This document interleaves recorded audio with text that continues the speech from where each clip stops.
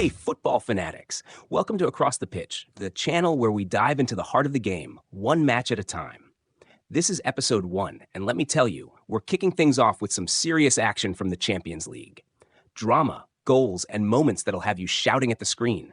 We've got it all covered right here. Now, before we get into the good stuff, you know the drill. If you love football as much as we do, smash that like button. Drop a comment to tell us your favorite moment from this week's matches, and hit that subscribe button so you don't miss a single episode. And hey, ring that bell too. It's like a Champions League anthem for your notifications. All right, let's lace up those boots and dive straight into the action. Welcome to the squad. Let's do this.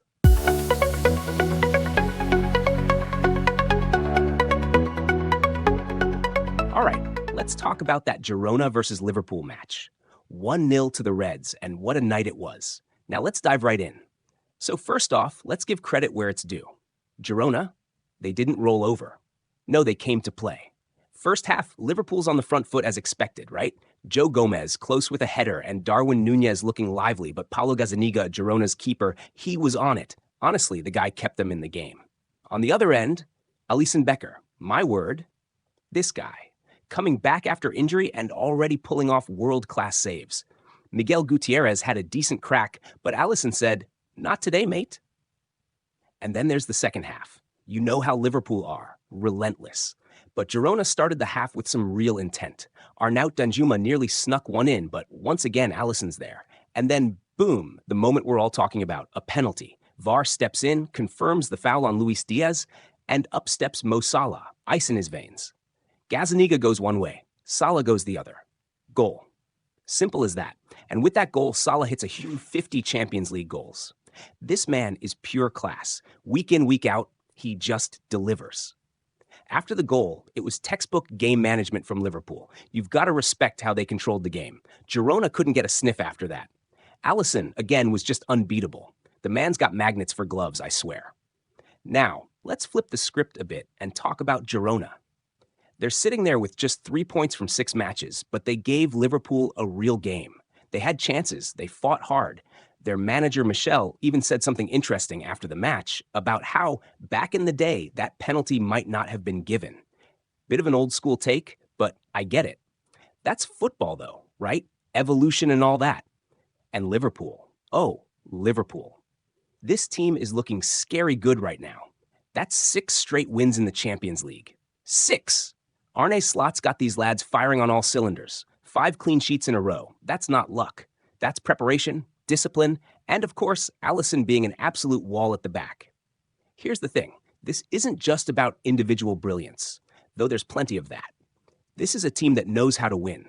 Salah, Diaz, Alisson, Van Dijk, they're all stepping up when it matters. And let's not forget, this win solidifies their top spot. 18 points, perfect record, it's almost unfair. But hey, hats off to Girona for the fight. Liverpool may have won, but Girona made them work for it. Still, when it's all said and done, this game is a reminder of why Liverpool are legit contenders for this title. They've got the depth, the quality, and that hunger.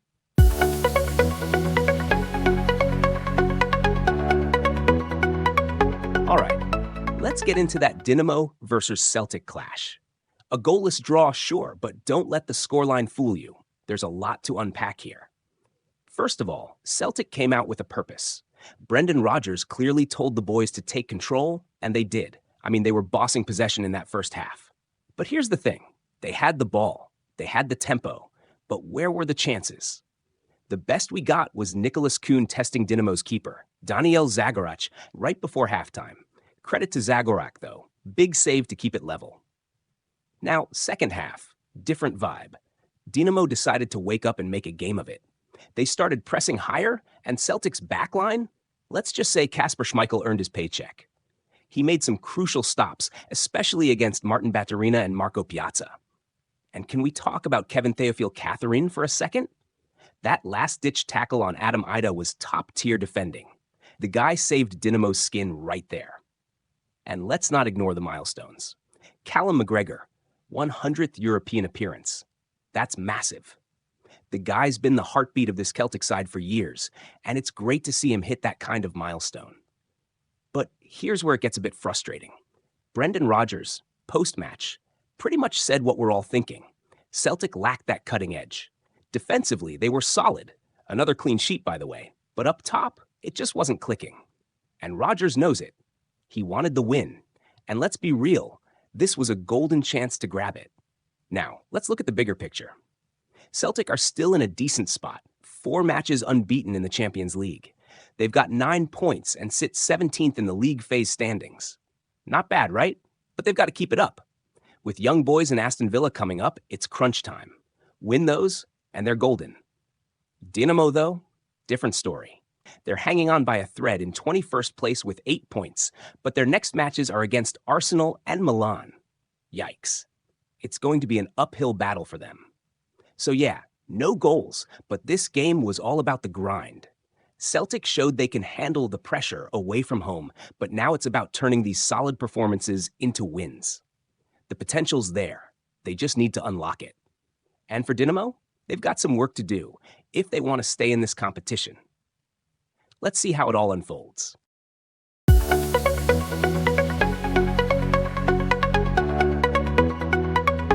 All right, let's talk about that thriller between Atalanta and Real Madrid. 5 goals, drama, and a whole lot of talking points. This one had it all. Real Madrid came out swinging, and who else but Kylian Mbappé to open the scoring? 10 minutes in, and he's doing what he does best, putting the ball in the back of the net. But just when you're thinking this could be Mbappé masterclass, boom, injury. Thigh problem, 36th minute, and he's off. That's a blow for Madrid, no doubt about it. And here's where Atalanta says, not so fast. They hang in there, stay disciplined. And just before halftime, Charles de Ketelaere steps up for the penalty. Cool as you like, and it's 1-1 going into the break. Game on. Second half, Real Madrid turned it up a notch. Vinicius Jr., man, this guy's electric, puts them back in front in the 56th minute. And then, 3 minutes later, Jude Bellingham gets in on the action. A quick 1-2 punch, and suddenly it's 3-1. At that point, you're thinking Madrid's cruising, right? Wrong. Atalanta aren't the kind of team to just roll over. Ademola Lookman pulls one back in the 65th minute, and now it's getting tense. The last 25 minutes were all about Madrid's defense holding firm, and let's not forget Thibaut Courtois. The guy was a wall back there as usual. Now let's talk about some standout performances. First up, Dani Ceballos. This guy was pulling the strings in midfield all night. Carlo Ancelotti even called his performance spectacular. And honestly, he's right. Ceballos was everywhere, making plays, keeping the tempo. It was a joy to watch. Vinicius and Bellingham, absolute game changers. Vinicius with that pace and flair, and Bellingham, how does he keep making it look so easy? These two are the heartbeat of this Real Madrid side right now, especially with Mbappé potentially out for a bit. But let's not overlook the bigger picture here. This win snaps a 2-game skid for Madrid in the Champions League, and it's a massive 3 points. They're now 18th in the standings with 9 points, clawing their way back into contention for the knockouts. Meanwhile, Atalanta, who've been flying high, dropped to 9th. Tough one for them, but this group is far from settled. So, what's next? For Madrid, it's about staying consistent and figuring out how to cope without Mbappé if he's out for a while. For Atalanta, they need to bounce back quick, but let's be real. They've got the quality to do it. This game was just another reminder of why we love the Champions League. Big teams, big moments, and always, always drama.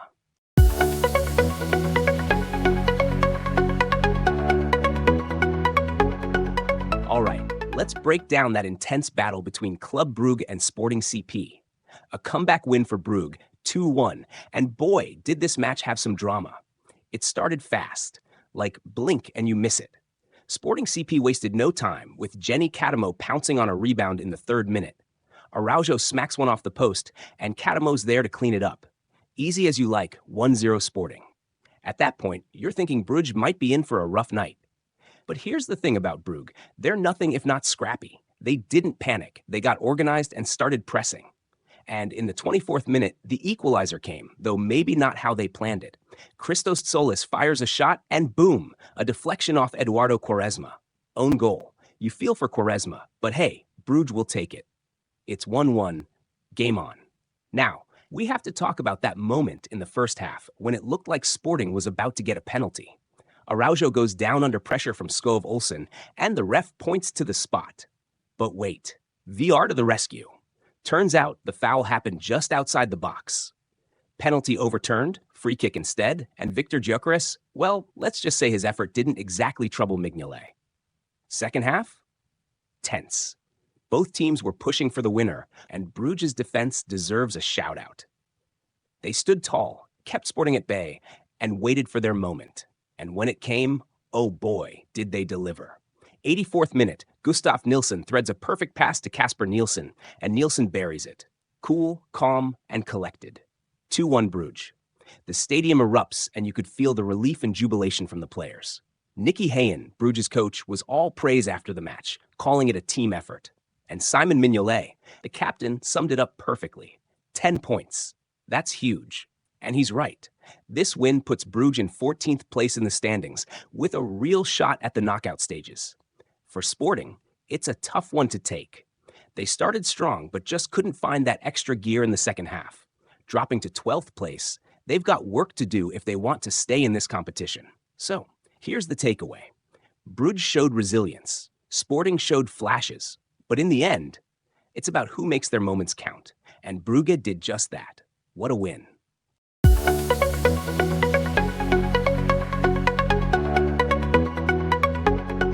Let's dive into the drama at the Bay Arena. Leverkusen versus Inter Milan. 1-0 to Leverkusen, and what a way to do it. A last-minute winner that shook things up big time. The first half, it was all Leverkusen. They came out swinging, and within 3 minutes, Nathan Tella almost had us off our seats with a thunderous volley that rattled the crossbar. Inter? They were on the back foot, no doubt about it. Leverkusen kept over 60% possession, pressing high, moving the ball quickly. Florian Wirtz had a crack around the 35th minute, but Jan Sommer, Inter's wall and goal, he kept it out. Still, you could feel it. Leverkusen were knocking on the door. Second half, same story. Leverkusen all gas, no brakes. Jeremy Frimpong, so close to breaking the deadlock after some silky work from Wirtz. And Inter? Well, they just couldn't get going.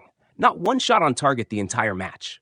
I mean, for a team of Inter's caliber, that's shocking, right? Simone Inzaghi tried switching things up with some subs, but it didn't change a thing. Leverkusen had their number. Then we hit the 90th minute. Just when it looked like we were heading for a stalemate, Nordi Mukiele steps up in the chaos of a goalmouth scramble. Right place, right time. He buries it. 1-0. The stadium erupts. Mukiele ends Inter's streak of clean sheets in the Champions League. What a moment. Xabi Alonso, what can I say?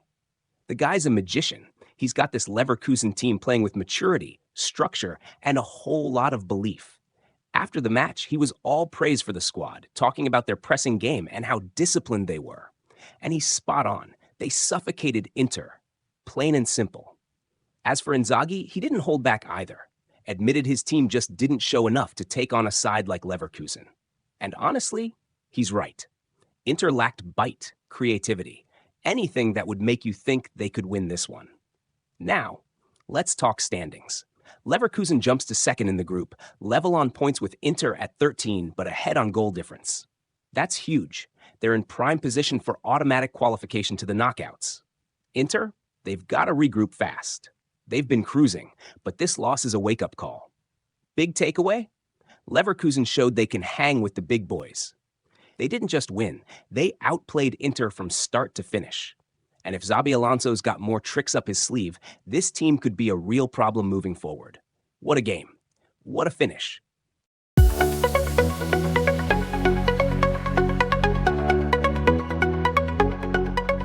All right, let's talk about Brest versus PSV. A gritty, hard-fought 1-0 win for Brest. And let me just say, this team is turning heads in their debut Champions League campaign. First half, PSV came out swinging. They were pressing high, creating chances, and you could feel the urgency. But Brest? They stayed calm, soaked up the pressure, and then bam! Just before halftime, they pounce. It's the 43rd minute. Mame Balde takes a shot, it gets deflected, and who's there? Julien Le Cardinal. Right place, right time, and he taps it in. The crowd erupts. 1-0 Brest. You've got to love those moments, don't you? Second half, though? Oh, that was tense. PSV were throwing everything at Brest, trying to claw their way back into the game. Ismail Saibari had a rocket of a shot that smacked the inside of the post, inches away from leveling it. But then Brest's goalkeeper, Marco Bizot, steps up. This guy was an absolute wall. Save after save, cool under pressure, and he kept that clean sheet intact. Honestly, he might as well have been wearing a cape. Let's give some credit to Brest's manager, Eric Roy. He's got this team playing with belief and discipline. After the game, he talked about their defensive focus and how they took their chances when it mattered. And he's right. That's what Champions League football is all about. You get one or two moments, and you've got to make them count. On the flip side, PSV's Peter Bosz was not a happy man. And who can blame him? His team had the chances. They just couldn't finish. He was pretty blunt about it. If you don't take your opportunities at this level, you're going to pay the price. Now, let's look at what this means for the standings. Brest are flying high, sitting in 5th place with 13 points. For a team playing their first ever Champions League campaign, that's just incredible. They've put themselves in a fantastic position to make the knockouts. PSV, though, different story. They're down in 20th with 8 points, and the pressure's piling on. They've got a lot of work to do if they want to keep their hopes alive. So, here's the bottom line. Brest are proving they're no fluke. They're here to compete, and they're doing it with grit, discipline, and a little bit of magic when it counts. PSV, on the other hand, need to regroup fast, or this campaign could slip away from them. What a night for Brest, though. You love to see it.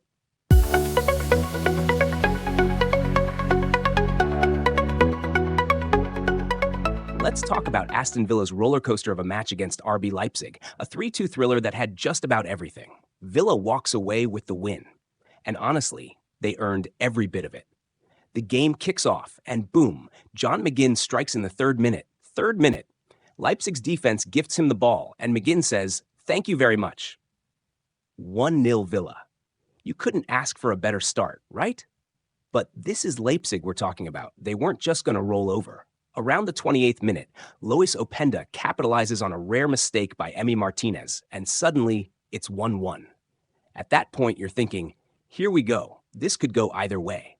Now, halftime comes, and Unai Emery does what Unai Emery does, makes the right call at the right time. Ollie Watkins picks up a knock, so Emery brings on John Duran. And let me tell you, this kid made his mark. 52nd minute, he launches an absolute rocket from distance. What a hit! Villa's back in front, and Duran's making everyone take notice. But Leipzig weren't done yet. Christoph Baumgartner levels it again in the 64th minute with a cool, composed finish. At this point, it's 2-2, and the tension is off the charts. Both teams are throwing everything at it, and you're just waiting for that one moment to tip the scales. Then, in the 83rd minute, Emery plays another ace. On comes Ross Barkley. 2 minutes later, yes, just 2 minutes, he delivers the winner. Okay, it took a deflection off Lucas Klosterman, but who cares? Barkley gets the job done. Villa's up 3-2, and they hold on for the win. What really stood out in this game was Villa's depth and Emery's tactical genius. Every substitution made a difference. After the game, Emery talked about the team's resilience and how the bench players stepped up when it mattered most. And he's absolutely right. This was a squad effort. On the other side, Leipzig? It's just been a nightmare campaign for them. 6 games, 6 losses. Marco Rose was understandably frustrated, especially with the defensive lapses. They had moments in this game but just couldn't string it together. Now, let's talk standings. Villa breaks into the top 8, which is massive for their knockout stage hopes. They've got Monaco and Celtic coming up, and if they keep playing like this, they'll be a force to reckon with. Leipzig, though, they're done. Bottom of the group, no wins. It's a tough pill to swallow for a team that's usually so competitive. In the end, this game was all about Villa's fight, Emery's brilliance, and a little bit of Ross Barkley magic. What a night. Villa fans, you've got a lot to be excited about.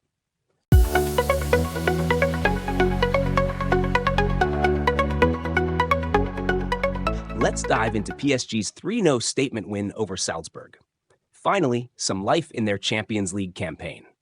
It's been a rough ride for Luis Enrique's side, but this was exactly what they needed. Right from the start, PSG looked like a team with something to prove. They were dominating possession, creating chances, and testing Salzburg's goalkeeper, Alexander Schlager, who, credit to him, kept them in it for as long as he could. But then, in the 30th minute, the breakthrough came. Achraf Hakimi with a beautiful pass, and Gonzalo Ramos was ice cold in the box. Clinical finish. 1-0 PSG. That's what you want from your striker. Cool, composed, and deadly. The second half, PSG just turned the screws. Salzburg tried to get back into it, but Donnarumma was there to snuff out any danger. And then, in the 72nd minute, Nuno Mendes, what a player, stepped up with a thunderbolt of a left-footed strike. Bang! 2-0. That goal was the nail in the coffin for Salzburg. But wait, there's more. In the 85th minute, Desiré Doué, who came off the bench, added the cherry on top. Another assist from Hakimi, by the way. 3-0. Game over. That's how you make a statement in Europe. Luis Enrique, after the match, was understandably pleased, but still cautious. He knows there's a long way to go, especially with Manchester City and Stuttgart looming on the horizon. But this win? It's the kind of performance that builds confidence. And boy, does this PSG team need that right now. Let's not sugarcoat it. PSG have been underwhelming this season. But this game showed what they're capable of when everything clicks. Hakimi was sensational, Ramos was sharp, and the defense for once looked solid. They're now 24th in the standings, just about scraping into playoff contention. It's not perfect, but it's progress. As for Salzburg, they're stuck in last place, and this campaign has been a nightmare for them. They had a few moments, but overall, they just couldn't handle PSG's intensity. So here's the takeaway. PSG isn't out of the woods yet, but this performance was a reminder of their quality. They've got the players, they've got the talent, it's just about putting it all together consistently. This win could be the spark they need. Let's see if they can build on it.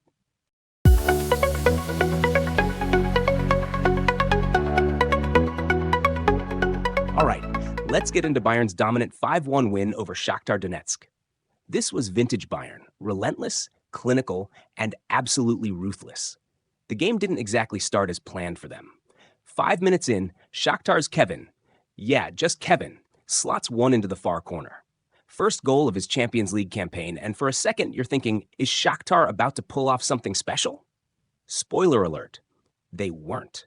Because just 6 minutes later, Konrad Laimer says, nope, not today. Michael Olise sets him up, and Laimer smashes it into the roof of the net. Boom. 1-1. And from there, Bayern never looked back. They kept pushing, probing, and right before halftime, Thomas Müller does what Thomas Müller does best. Right place, right time. Musiala whips in a cross, and Müller taps it home. Classic poacher's goal. Bayern goes into the break 2-1 up. Second half? Oh, it was all Bayern. Michael Olise, take a bow. This guy was electric. In the 70th minute, he calmly slots home a penalty after Sacha Boey gets fouled in the box. And then, because why not, Jamal Musiala decides to get in on the act in the 87th. This kid is just magic with the ball at his feet. What a finish to make it 4-1. But wait, we're not done. Stoppage time rolls around and Olise delivers the moment of the match. A stunning solo run, weaving through defenders like it's a training drill, and then calmly slots it past the keeper. 5-1. Game, set, match. Olise makes history as the youngest player to contribute to 3 goals in a single Champions League game for Bayern. Not bad for a night's work. Vincent Kompany, Bayern's head coach, must be buzzing. He talked about their resilience and focus after conceding early, and he's right. This was a team performance through and through. They're now sitting just outside the top 8 with 12 points, and with matches against Feyenoord and Slovan Bratislava coming up, they're in a great spot to make the knockouts. As for Shakhtar, it's tough. They started brightly, but just couldn't keep up with Bayern's intensity. When this Bayern team gets going, they're unstoppable. So here's the takeaway. Bayern showed why they're one of the big boys in Europe. They've got the depth, the talent, and now under Kompany, a real sense of purpose. If they keep this up, they'll be a nightmare for anyone in the knockout stages. What a performance.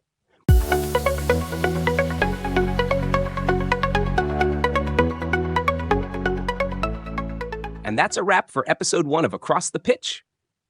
Thanks for sticking with us as we broke down all the drama, goals, and moments that make this beautiful game so incredible. If you enjoyed the ride, do us a favor. Smash that like button, drop a comment below, and let us know your thoughts, predictions, or just who you think's lifting that Champions League trophy this season. And of course, don't forget to subscribe so you're always in the loop when we drop fresh episodes. Hit that bell too, so you'll never miss the kickoff. We've got so much more coming your way, so stay tuned, stay hyped, and as always, keep your head up and your eyes across the pitch. See you in the next one.